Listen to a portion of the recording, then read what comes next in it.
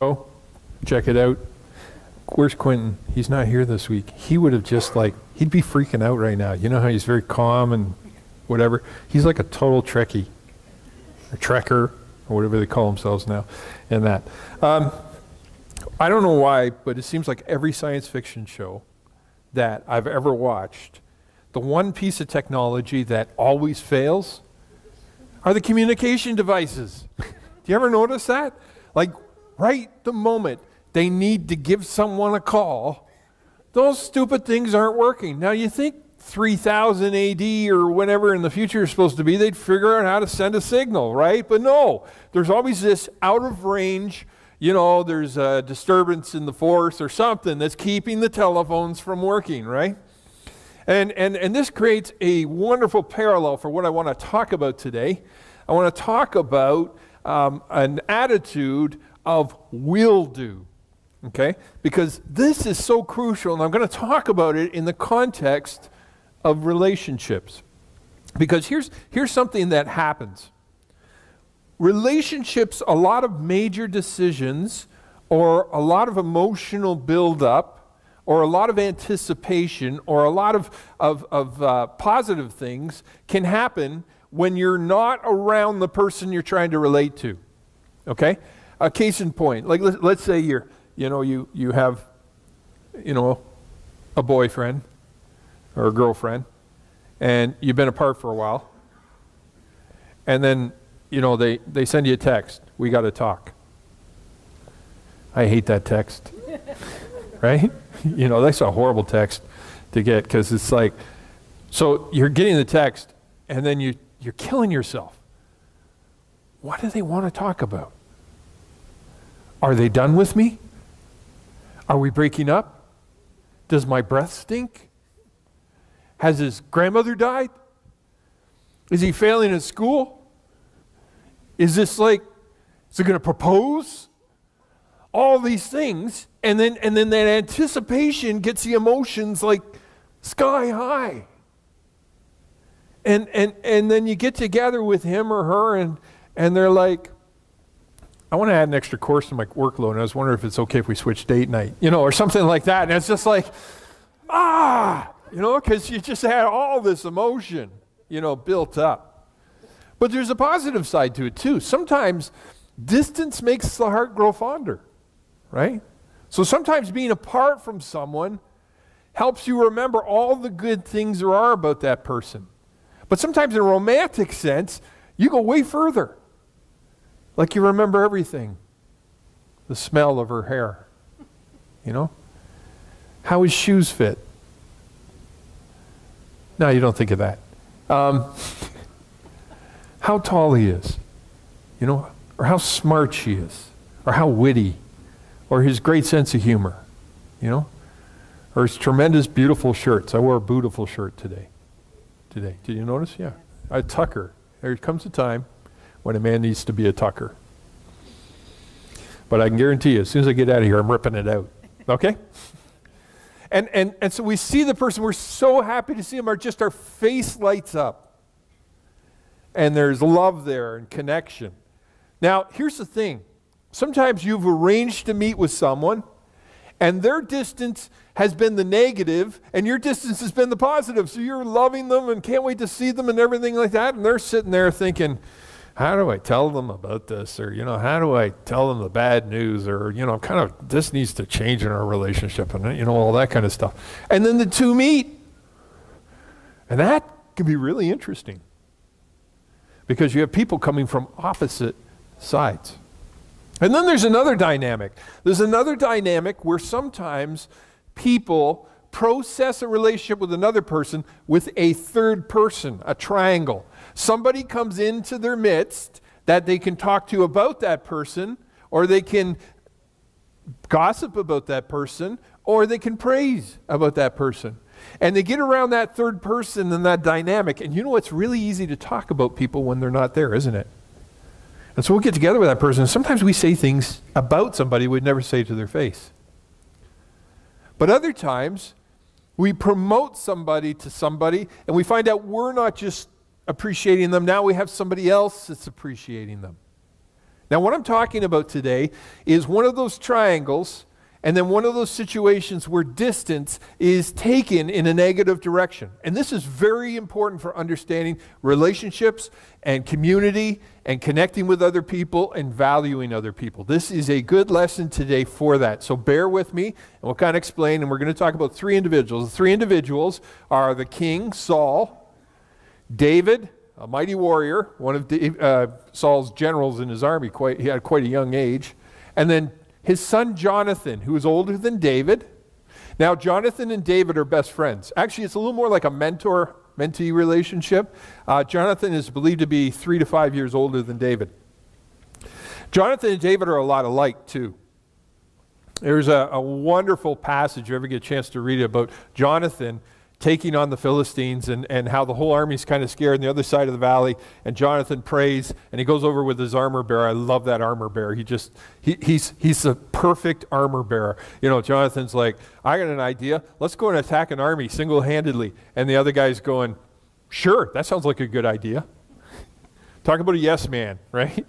And David said, well, I'll tell you what, we'll pray, and if they ask us to come up, we'll know it's God, and we'll go up and they'll be delivered in our hands. If they tell us to wait and they'll come down, then we'll run away. Armor bearer says, that sounds like a great plan. And so they go down, and the Philistines taunt them and say, hey, come up. And so Jonathan and the armor bearer charge up the hill, take on an army single-handedly, and win. And the Israelites have a great victory that day. David, again, same situation, the Israelites and the Philistines. The Philistines had this great champion, Goliath, and he decided to change the rules of warfare. Why the Israelites agreed to, I'll never know, but he said, hey, instead of us all fighting, why don't you pick your best guy, I'll come out and fight him, and then whoever wins, the other ones become their slaves. Like, why they didn't agree? Like, the Israelites should have gone, let's rush them, you know, and then just 150 guys, you know, take him on. Doesn't matter how big he is then. But for whatever reason, like, they're cowering and all that, and this giant got so bold, he was actually coming up their side of the valley, right, you know, about as far as we are from the sound booth to their tents, and taunted, come on out. The Israelites are all shirking and whatever, and David comes along. He's probably 14 or 15 years old. And he's already been anointed king by Samuel. Basically, Samuel said, you're going to be Israel's next king. So he knows this at a young age. Here's the thing, when you know God is going to use you in a specific way, you know you're pretty well invulnerable. I had a friend that, a pastor, he passed away a couple of years ago, and he was in the English army, and he went to India, and he had bullets flying over his head and all those kind of, he said, I know he couldn't die, because I know God had called me to Canada to preach. You know, and here's David. So he kind of knows that, but he also knows this, that God is with him. There was a time when he was a shepherd and he was taking care of his sheep, and a lion attacked the flock and he ripped it to parts. He said, oh, this stupid lion, what are you doing? You know, it's like, there's my sheep. You got to stay away from my sheep. You know, he comes over and the lion's gone, okay? And then a bear attacked the sheep. You know, if there's anything as bad as a lion, it'd be a bear. Ah, you stupid bear. Why don't you just stick to honey? I mean, I read Winnie the Pooh. What's wrong with you? I'm going to took care of the bear. So this 14 or 15-year-old is pretty different. Should be in a comic book, okay? So he comes up, he sees Goliath and goes, what's going on? And the guys go, well, you know, he's been coming up and he said if we send our board, but nobody wants to do it, what are we going to do and all this. And David goes, who is this uncircumcised Philistine? He's basically saying, who's this guy that he taunts the armies of the living God? Now, he gets dressed down by his brothers. Nothing like a bigger brother to dress you down, but he ignores it. And he goes to the king, and the king, for whatever reason, said, yeah, if you want to go out and get killed, go for it. You know, better you than me. And so David goes out. He can't wear armor or anything. He's too small. You know, goes out, gets his stone, wheels it around, right in Goliath's forehead. It actually said it sunk into his head, which means it should be on HBO or something. And Goliath falls down. He goes, grabs his sword, chops his head off. Great victory. Well, it says after that, Jonathan took notice of David. He kind of stood out. Do you know why? Right? Okay. Jonathan recognized a kindred spirit in David. And the two became really good friends. They became like brothers. And so they have this great relationship. The problem is David becomes more and more popular. And Saul, who is a very insecure man, becomes more and more concerned. And so he's worried about David being more popular than him. And it all hedges on one event that ends up happening. They come back with victory from a battle, and the people start cheering. And they cheer, Saul has killed his thousands, David his tens of thousands. Saul never forgot that. That one day, that fickle crowd made Saul instantly resent and forever worry about David. He begins to hate him. I remember my maternal grandfather, who was not the nicest of people. I remember him. 40 years after this happened, my Uncle Larry, who married my Aunt Phyllis, wonderful man, my grandfather remembered forever afterwards that when the first time he showed up for a date, he parked in the driveway rather than on the street. And he criticized him for that for 40 years. Talk about a small event elevated. What a crazy thing to be worried about. That's the thing he remembered, and he hated him for it. He figured he was an unsuitable son-in-law, unsuitable person, because he parked in the driveway rather than on the street. Apparently in Huntsville or Newmarket, that's some sort of etiquette that's like up there with don't kill somebody or whatever, or maybe my grandfather was one of these people. But he could never let go of that. And so this tension. And so Saul starts communicating to David in very direct terms that he resents him. Now, David had an interesting job. Saul, whenever he was down or depressed, David would come and play a harp. And it would help Saul get relief from his demons. And he used to do this. But Saul sometimes sat there stewing, looking at this good-looking young kid who the people had cheered with. And he'd pick up his spear and he'd throw it at David. He did this twice. He tried to pin him to the wall with his spear. David realized that job probably didn't have much of a future. And so he runs away. Now, Jonathan doesn't know anything about this. And so Jonathan thinks everything between Saul and David is great. David thinks that possibly Jonathan doesn't maybe care for him as much as he thinks he does, because Saul hasn't, because Jonathan's never come to him and said, got to watch out for my father or whatever. And you see this triangle of dynamics. So David's best friend's father wants to kill him. And David's best friend, he's not sure about where his loyalties fall, because Jonathan is heir to the throne. So if David's meant to be the next king, that has to mean that Jonathan will be out of the way. And in those days, out of the way meant swimming with the fishes. Okay? You ever heard that term, Godfather swim with the fishes? Did we watch movies? Well, I have a friend of a friend saw that movie, and he told me about it. Yeah. Anyways, so you've got these dynamics happening. And so David and Jonathan meet up. And you got to hear the pain in David's words. He says, Jonathan, why does your father want to kill me? You got to hear the message behind this is like, why aren't you doing something about this? I thought you were my best friend.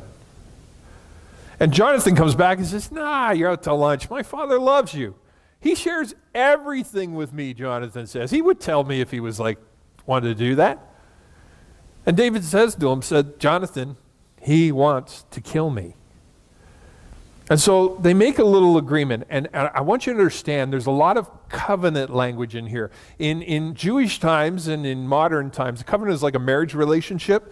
If two friends made a covenant relationship, it wasn't a romantic agreement. It was basically a life pledge, like being blood brothers or something. And David, as he's making this pledge, asked Jonathan to watch out for him.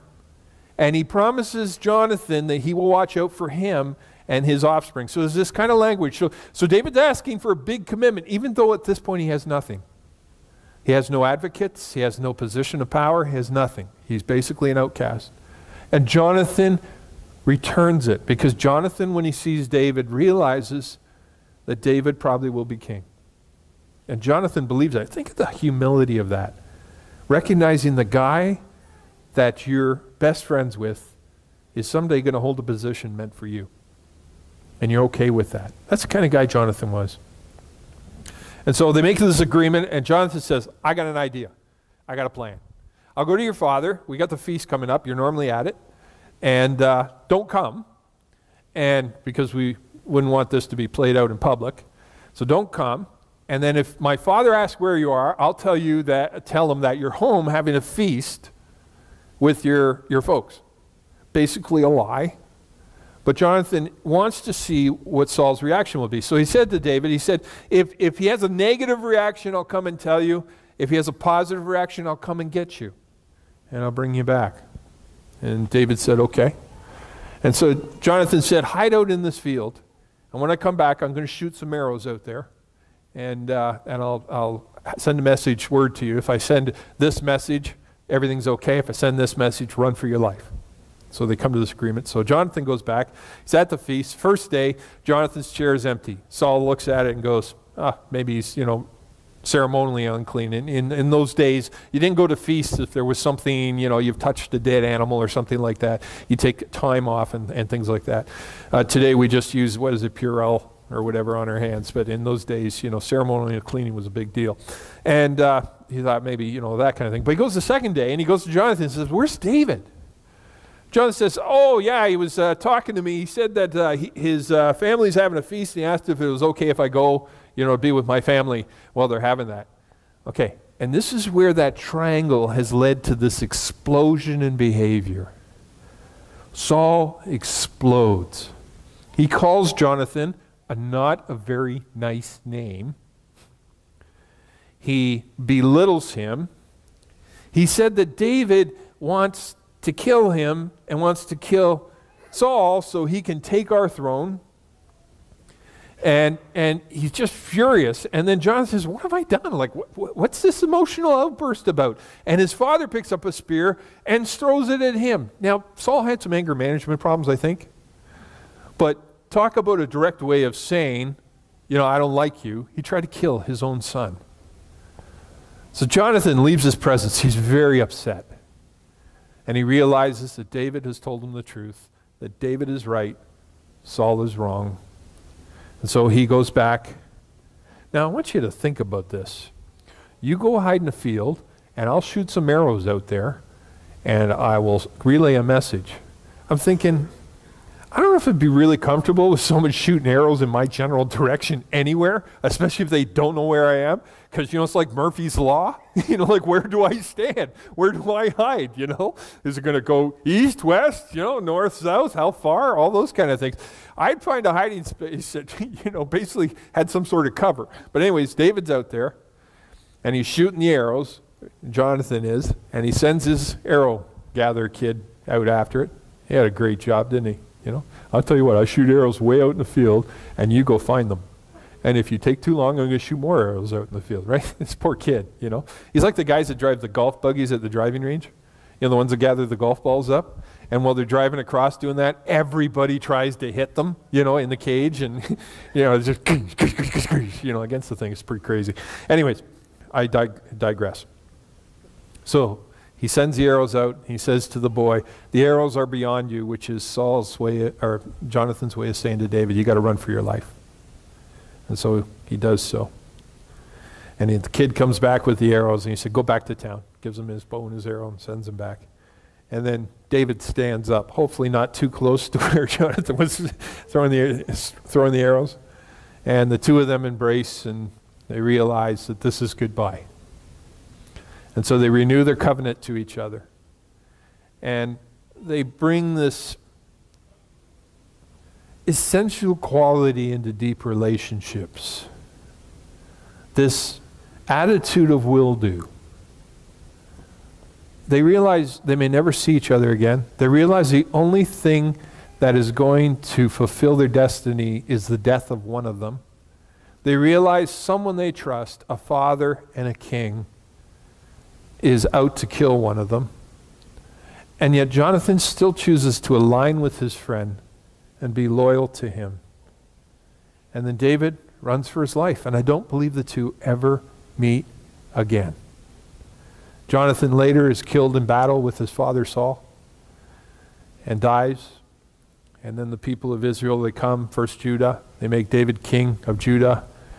Another one of Saul's relatives becomes king of Israel, but that doesn't last long. And after 7 years, David is king of all Israel, as Samuel predicted.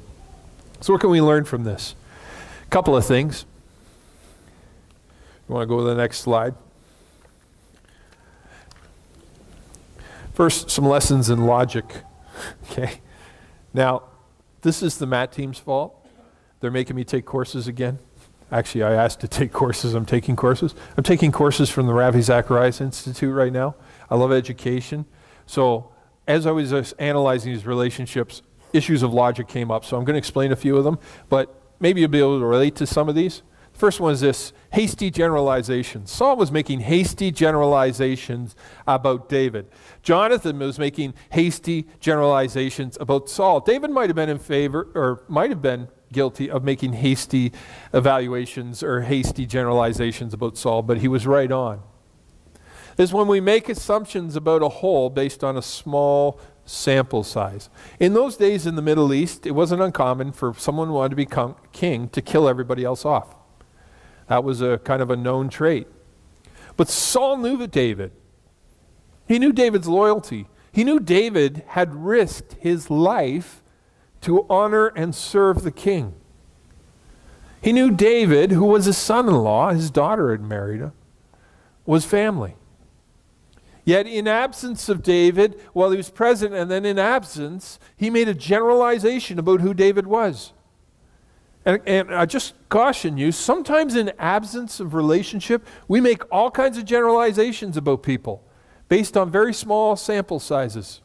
Sometimes we do this with different genders, or we do it with different groups from different countries, or we do it with different age generation. We do it all kinds of things. We have a small sample size, and then we paint everybody with the same brush. And this is what Saul did to David. He painted him with a brush based on a small sample size. David's fault, the only thing he did wrong, was he was successful. And Saul interpreted that success to make David the enemy.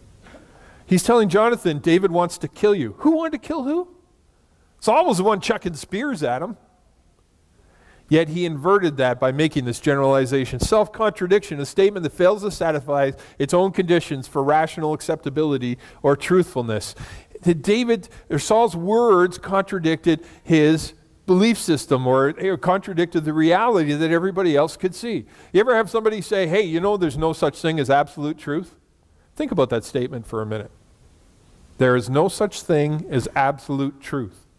You are stating a truth and then saying there's no truth when you make that statement. The only truth is that there is no truth. You can spend hours getting a headache over this. But I've heard people say that. There is no such thing as absolute truth. I say, oh really? How do you know that's true? Or you hear another one, you'll have somebody say, every war in all history is responsibility of religion. You ever hear that one? Do you know how many wars in history are religious? Guess a percentage. Anybody? 7% are religious. If someone will make a generalization, they'll make this self-contradiction. Every war has been a religious war. Why? Because they want to paint things a certain way, and they contradict themselves. False dilemmas where two or more options are given when there's actually more available. Saul was either he dies or I die. He wasn't looking at all the different scenarios. How about we all work together? Why don't we be a family and let God work it out? That's another option. Why don't we meet amiable and then agree to part ways? Why don't we work out some sort of arrangement? But Saul, there was only one option for him. Kill him or he kills me. And sometimes somebody will, in a relationship, they'll say, there's only two things. You either stay with me and do everything I want, or you leave me. Or we're going to be friends for all this stuff and all that as long as you do this, or we can never be friends again. They make these bold, sweeping declarations without ever thinking of the options, the different alternatives. Ad hominem, attempting to undermine the truth of an idea by attacking the person who proposed the idea. There's another one, where we attack the person. So we say generalizations like we'll say, all generals want to kill their kings and become kings. Or I'll make, blanket statements like, all students are like this, or all, old people are bad drivers. Most of them are, but I'm just kidding. Just kidding. We just make generalizations based on a sample size. And you know what? That's cruel. It's a horrible thing to do to people. Next slide, please. So, the principle is, history will remember imperfect people who committed to the right thing at the right time. And case in point, just moving to the next slide, I'll keep it moving here. This attitude will be, consider Jonathan, okay? First thing, Jonathan put David first because it was right.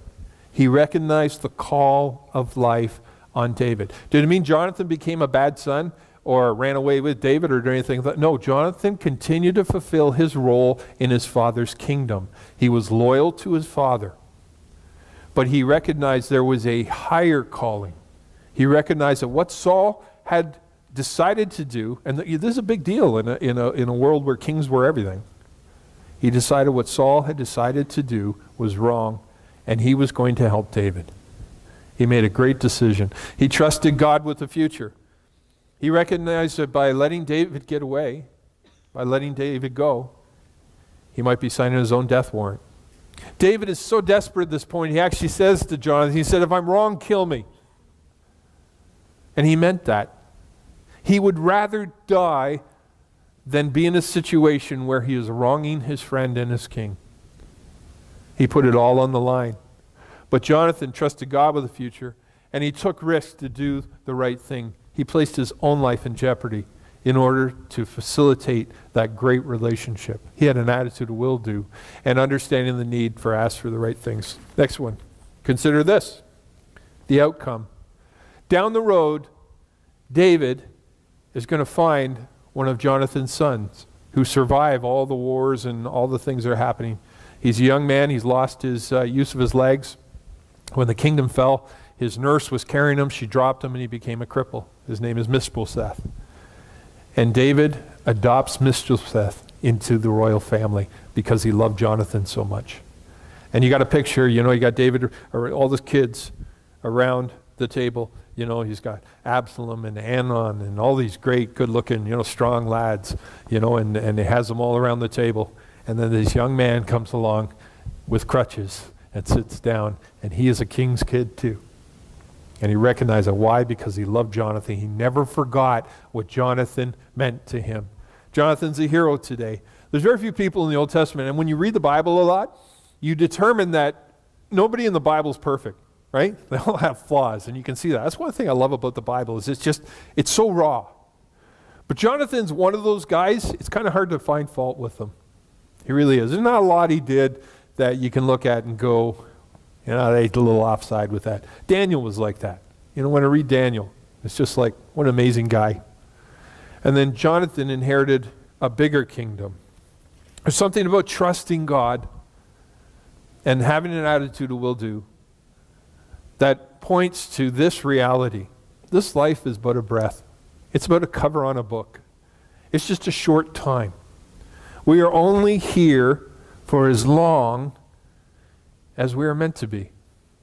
Any day you could go to a doctor's appointment, you could take a wrong turn on the road, you could ride your bicycle, across an intersection, you could try to make toast in the bathtub, and your life will come to an end. Okay? But as a follower of Jesus Christ, we recognize something. It doesn't make us stupid with risk, but we recognize something.